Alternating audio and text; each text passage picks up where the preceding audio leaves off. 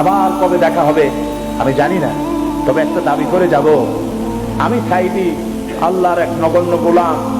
যেদিন আপনাদের কাছে খবর হবে সাইদি পৃথিবী থেকে বিদায় হয়েছে, আমি আপনাদের কাছে শুধু দোয়া চাইবো, আপনারা প্রাণ ভরে আমার জন্য দোয়া করবেন।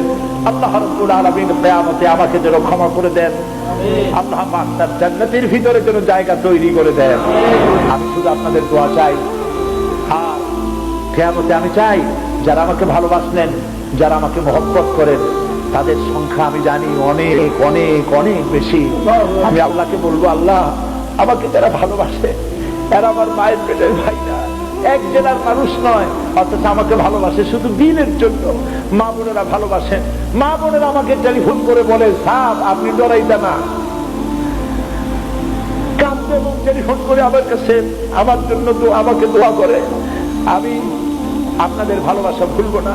আমি আল্লাহর কাছে বলবো, রব্বুল আলামিন যারা আমাকে দিনের জন্য তোমার জন্য ভালোবাসে, কিয়ামতের দিন আমরা যেন তোমার জান্নাতে এক জায়গায় থাকতে পারি, তৌফিক দান করুন। আমি মাগরিবের নামাজের পর আপনাদেরকে নিয়ে আল্লাহর কাছে দোয়া করতে চাই। আল্লাহর একজন বান্দা বান্দিও দোয়া না করে যাবেন না। ফরজ নামাজ পড়ে 2 রাকাত সুন্নাত পড়ে তারপরে বসবেন, এরপরে আমরা সবাই দোয়া করে বিদায় হব।